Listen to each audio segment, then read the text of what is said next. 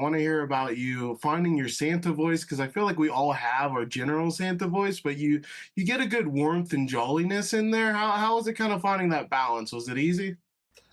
Yeah, I feel like I stepped right into that from the second I started reading the script. I found myself reading it out loud and kind of like, okay, this feels right. I think that the trickiness was, and then finding that voice, but then finding the colors around that voice. You can have your general Santa voice, but it can get easy to get into. You know, you can get stuck in a certain way. So within that voice, how high can you take it? How low can you take it? Where can you kind of break the rules with it? But that was fun because I went in the room with Peter and we just played. It was like playing in the sandbox.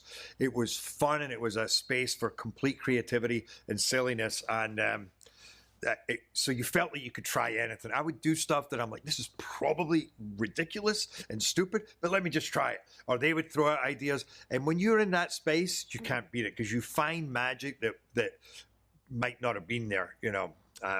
So no, I was a little bit scared actually how quickly I found my old Santa voice. It was just kind of there. Well, it worked out, and I'm always just blown away by actors when they're playing a character and then singing as that character. Is that tough for you, or can you kind of like not focus on being like a picture perfect singer because you know you are Santa, and Santa's not really known for his singing voice? How is that? Yeah, that's a very good question, actually, because it is the temptation maybe to sing the hell out of it and give your best singing voice, but then you're breaking character. And we did go through all of that. There was a couple that I actually really liked how I sang it, and they were like, "Sounds amazing," but I thought, yeah, but is it Santa? Are we trying too hard to sound good and we're losing the character? So it was finding that balance with perhaps was what just too Santa and losing the musicality and some of the beauty of it, and not getting too caught up in a kind of a great singing voice, you know, but keeping those and being able to break the rules and let it falter or screech a bit and stay like this guy who's kind of bombastic and definitely not a rock singer, that's for sure. And the film has a really conceit with mixing Alice in Wonderland and this Christmas story, and Santa feels right in line with his magical elements. What did you like about that mesh of these two different fables together? I think it's such a cool idea. You know, I think we all still have the child inside ourselves. We all still, whether we believe in Santa or not, you know, we still have the memory of these things that form part of our culture growing up and having our imaginations in Alice in Wonderland, in the world of Santa and the reindeers.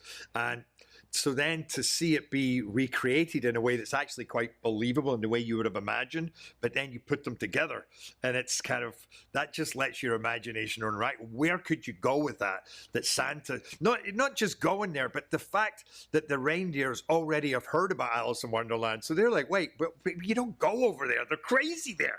Things go wibble wobble, whatever, you know, they chop your heads off. And then suddenly you're there and Santa's actually having a moment with Alice and they're hanging out with the Mad Hatter. And the whole idea of that is I think fantastic. And there's a lot of curiosity around that. And it really lives up to its expectations in the film.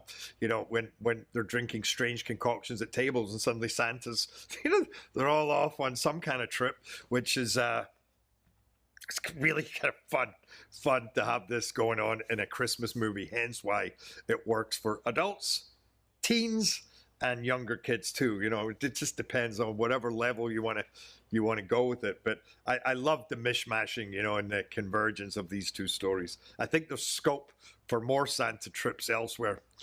Yeah, that's a fun idea, and it's so interesting. You reprised your role for How to Train Your Dragon in live action, which is such a unique thing. But would you ever want to play a Santa in a live action role? I don't know.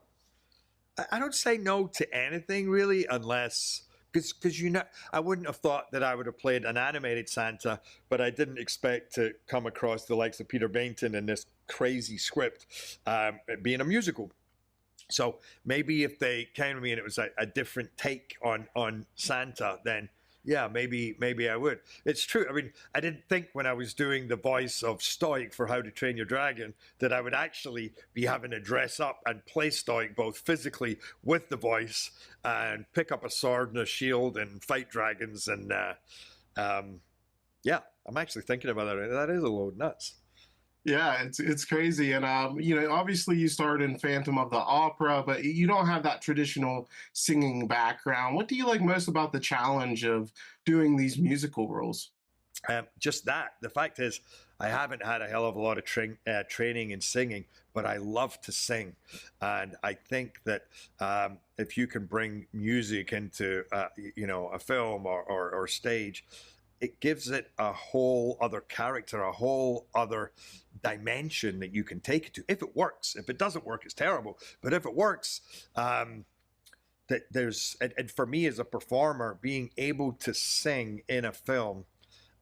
They often happen at great moments, like when I sang in How to Train Your Dragon, when my wife shows up and we sing that old burl, the Irish. Oh my God, it's such a powerful moment of the singing, in the Phantom, all of that emotional, resonant.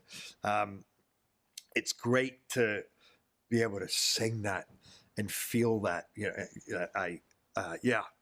Yeah.